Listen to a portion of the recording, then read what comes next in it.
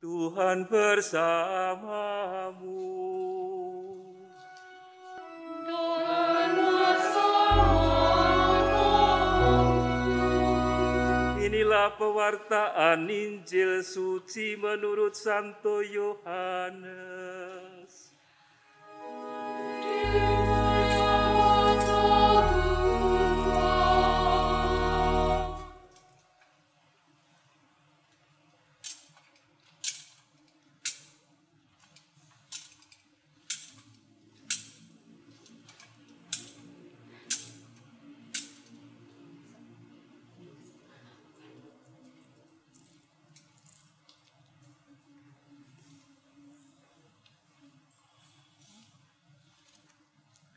Dalam perjamuan malam terakhir, Yesus menengadah ke langit dan berdoa bagi para pengikutnya. Bapa yang kudus, bukan untuk mereka ini saja aku berdoa, tetapi juga untuk orang-orang yang percaya kepadaku oleh pemberitaan mereka, supaya mereka semua menjadi satu, sama seperti Engkau ya Bapa di dalam aku dan aku di dalam Engkau, agar mereka juga di dalam kita, supaya dunia percaya bahwa Engkaulah yang telah mengutus aku. Aku telah memberikan kepada mereka kemuliaan yang Engkau berikan kepadaku, supaya mereka menjadi satu, sama seperti kita adalah satu. Aku di dalam mereka dan Engkau di dalam aku, supaya mereka menjadi satu dengan sempurna, agar dunia tahu bahwa Engkau yang telah mengutus aku, dan bahwa Engkau mengasihi mereka sama seperti Engkau mengasihi aku. Ya Bapa, aku mau supaya dimanapun aku berada, mereka juga berada bersama-sama dengan aku, yakni mereka yang telah Engkau berikan kepadaku, agar mereka memandang kemuliaanku yang telah Engkau berikan kepadaku, sebab Engkau telah mengasihi aku sebelum dunia dijadikan. Ya Bapa yang adil, memang dunia tidak mengenal Engkau, tetapi aku mengenal Engkau, dan mereka ini tahu bahwa Engkaulah yang telah mengutus aku, dan aku pun telah memberitahukan namamu kepada mereka, dan aku akan memberitahukannya supaya kasih yang Engkau berikan kepadaku ada di dalam mereka, dan aku di dalam mereka. Demikianlah sabda Tuhan. Terpujilah Kristus.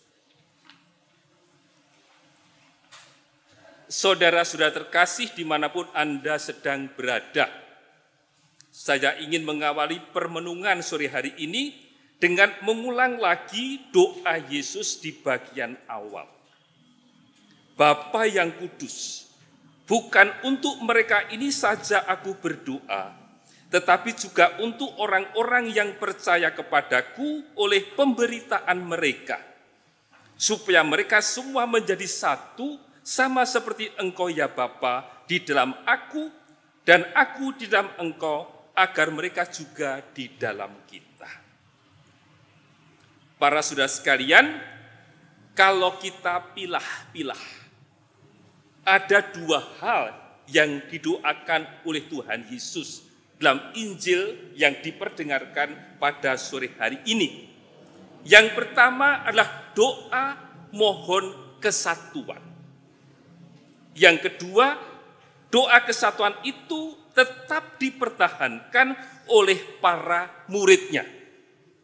Bukan hanya para murid di zaman Yesus, tetapi juga para murid, buah pewartaan dari para muridnya. Berarti termasuk kita ini yang hidup di Indonesia pada tahun 2022 ini. Kita termasuk yang didoakan dalam Injil oleh Yesus yang kita baca pada sore hari ini. Maka malah kita lihat satu demi satu apa yang dimaksudkan, diharapkan oleh Yesus yang kita pilah-pilah menjadi dua bagian itu. Bagian yang pertama, kalau Tuhan Yesus berdoa untuk kesatuan, kiranya kesatuan bagaimanakah yang dimaksudkan oleh Tuhan Yesus? Jawaban atas pertanyaan ini bisa dibantu oleh apa yang ditulis oleh Rasul Paulus. Dalam suratnya kepada umat di Korintus, Paulus melukiskan kesatuan ini dengan amat indah sekaligus amat konkret. Paulus menulis demikian, karena sama seperti tubuh itu satu dan anggota-anggotanya banyak, dan segala anggota itu sekalipun banyak merupakan satu tubuh. Demikian pula Kristus. Ada rupa-rupa karunia, tetapi satu roh. Ada rupa-rupa pelayanan, tetapi satu Tuhan. Ada berbagai-bagai perbuatan ajaib, tetapi Allah adalah satu. Kamu semua adalah tubuh Kristus dan masing-masing adalah anggotanya. Maka dari apa yang ditulis oleh Rasul Paulus ini, kiranya kita semua tahu bahwa yang dimaksudkan oleh Yesus kesatuan adalah satu iman dalam nama Yesus. Itulah kesatuan itu. Dan kesatuan itu, para saudara sekalian, bukan sesuatu yang mudah untuk dicapai kalau kita lihat. Karena apa? Dalam waktu singkat, dalam waktu yang pendek, para murid Kristus, gereja, itu berkembang. Berkembang keluar dari Palestina dengan begitu berhadapan dengan berbagai bangsa dan budaya yang berbeda. Maka doa Yesus mohon kesatuan, karena dengan cepat gereja berhadapan dengan berbagai bangsa dan berbagai budaya. Tentu saja kesatuan itu tidak berarti keseragaman. Unitas tidak berarti uniformitas. Kesatuan itu tidak perlu dipertentangkan dengan keanekaragaman. Dan itulah doa Yesus. Semoga gereja bersatu. Satu dalam keanekaragaman itu adalah kesatuan yang indah. Dan itulah yang didoakan oleh Yesus. Semoga gereja bersatu. Itu bagian pertama dari doa Yesus. Lalu bagian kedua dari doa Yesus adalah bagaimana kesatuan yang didoakan oleh Yesus itu dimaknai oleh para murid Kristus yang hidup di zaman kita. Bagaimana dirumuskan? Kalau pada zaman kita merumuskan kembali doa Yesus itu konkretnya, bentuknya macam apa. Tadi sudah saya sebut bahwa gereja awal mengalami perkembangan dengan amat cepat. Tetapi kita juga tahu bahwa perkembangan gereja itu bukan tanpa tantangan dan bukan tanpa pengorbanan. Bacaan kedua dari kitab Wahyu menuliskannya demikian. Berbahagialah mereka yang membasuh jubahnya dengan darah anak domba. Artinya, perkembangan gereja awal itu diwarnai dengan adanya banyak martir. Ada banyak orang yang mati demi nama Yesus dan dalam nama Yesus. Dan Santo Stefanus, sebagaimana dituliskan dalam bacaan pertama tadi, merupakan salah satu gambaran bagaimana gereja awal itu diwarnai bukan hanya oleh tantangan, tetapi juga pengorbanan. Santo Stefanus adalah salah satu contoh orang yang membasuh jubahnya dengan darah. Tapi para saudara sekalian, kita juga tahu penganiayaan terhadap Stefanus merupakan awal dari penganiayaan terhadap gereja awal. Tetapi kita juga tahu, sekalipun diwarnai penganiayaan, tetapi gereja tidak ciut.